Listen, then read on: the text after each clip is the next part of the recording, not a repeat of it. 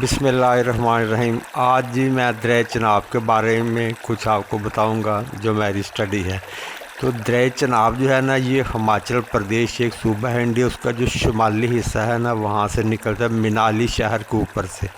ادھر اس کی دو برانچیں ہیں، ایک کو چندر کہتے ہیں، ایک کو باگا، وہاں اس کا نام ہی چندر باگا ہے۔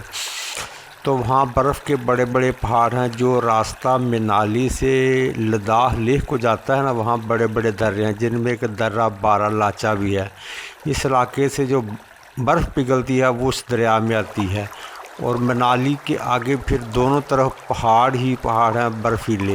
وہاں سے گرمیوں کے موسم میں مئی جون میں جو برف پگھلتی ہے وہ ساری اس دریا میں آتی ہے، اور دریا میں بہت زیادہ بہاؤ آتا ہے۔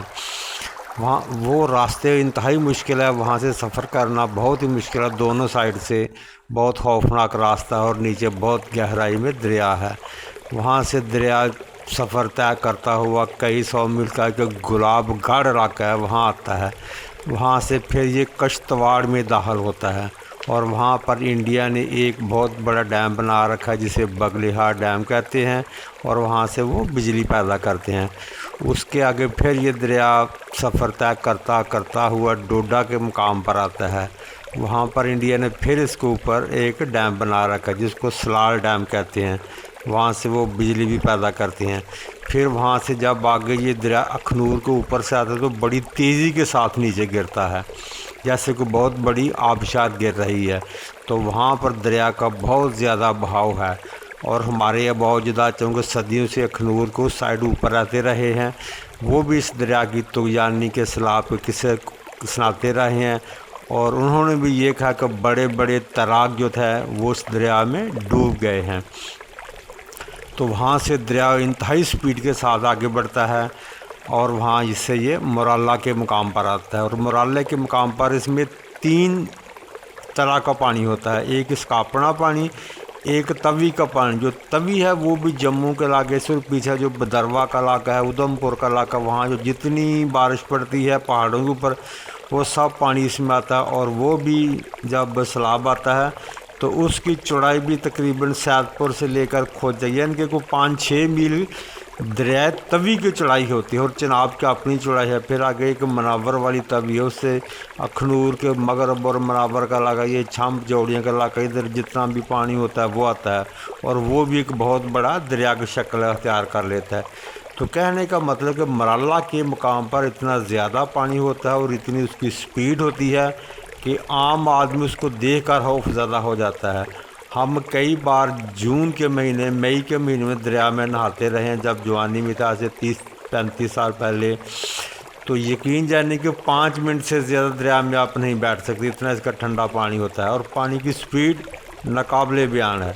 تو مورالا کے مقام پر میں کہتا ہوں یہ صرف ہیڈ کا کام ہے کہ جو اس کی سپیڈ کو اور اس کی طاقت کو برداشت کرتے، کیونکہ مورالا سے پیچھے 15 کلومیٹر تک پانی ہوتا ہے، پورا ایک جنگل ہے وہ بھر جاتا ہے۔ یہ شمالی علاقہ، جنوبی علاقہ، مشرقی علاقہ، اس میں پانی ہی پانی ہوتا ہے دن کا۔ بہت سارے دیہات زیر آب آ جاتے ہیں، جب بڑے سیلاب آتے ہیں۔ 1950 میں ایک بہت بڑا فلڈ آیا تھا، تب لوگوں نے درختوں پر چڑھ کر اپنی جانیں بچائی تھی، میں نے ان لوگوں سے بھی وہ قصے کہانیاں سنا ہیں، بوڑھوں سے۔ پھر 73-74 میں ایک بہت بڑا فلڈ آیا تھا، تو اس میں بھی بہت زیادہ جانی مالی نقصان ہوا، اور خاص طور پر جانوروں کا بہت نقصان ہوتا ہے، کیونکہ بیلے میں بہت زیادہ لوگ جانور رکھتے ہیں، دیہاتوں میں جتنے جانور ہوتے ہیں وہ بیچارے اس میں بہہ جاتے ہیں۔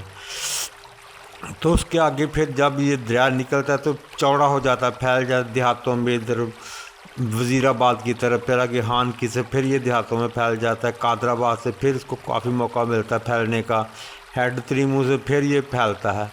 تو اس میں اور دریا بھی جرم بھی اس میں گرتا ہے، راوی بھی اس میں گرتا ہے، ستلج بھی اس میں گرتا ہے، تو آگے جا کر یہ خود دریا سندھ میں گر جاتا ہے۔